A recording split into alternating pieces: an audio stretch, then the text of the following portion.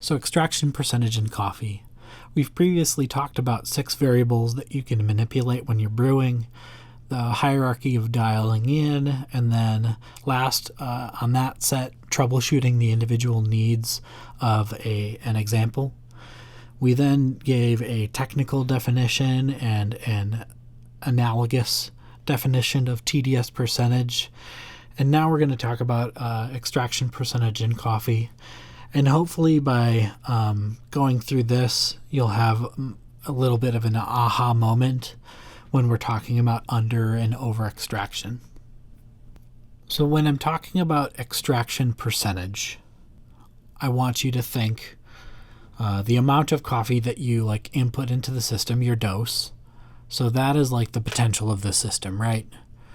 Extraction percentage wishes to answer what percentage of that potential we're actually extracting in the coffee solution. And so extraction is nothing more than that solubles number that we calculated divided by our dose, the amount of coffee, the potential of the system. And what it illustrates using percentages are the under and over extracted phenomena.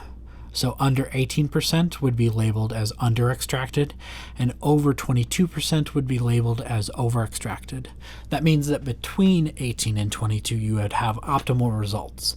I want to pause and note that higher or lower numbers don't mean that you have better cups of coffee. It only seeks to give you a range of acceptable cups of coffee. So let's use a specific example. In this example we have a V60 with a 20 gram dose. There's 300 grams of water added to the system, and if we measured the amount that it yielded, it actually yielded 264 grams of liquid coffee. It took 3 minutes and had a TDS of 1.35%. Notice that this is contingent on having a refractometer to measure the TDS percentage. The first step is to calculate the coffee suspended in the solution, which is the beverage mass multiplied by TDS. So that's 264, and that's in grams, multiplied by 0.0135, which is the TDS, the 1.35 TDS. And that equals 3.564 grams, and that's of coffee solids. And so that means that from that 20 grams that we dosed, only 3.564 grams of that made it into the coffee solution. What I just described verbally was the extraction percentage, and so that is the coffee suspended in solution over the dose, and so that is 3.564 divided by 20, and that equals 0.1782 or 17.82%. From that we know that based on the range of 18 to 22, we know that 17.8 is less than 18, so we can say that it's slightly under extracted.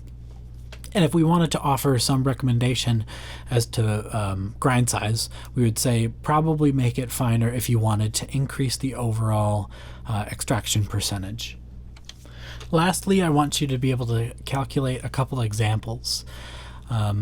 I know that this involves a little bit of computation, but I give you all of the equations at the very bottom.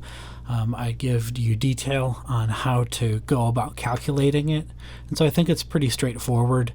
And what your takeaway will be is hopefully to understand the numbers that you calculate have taste implications. So anything less than 18 will taste probably a little under extracted. Anything over 22 will likely taste over extracted.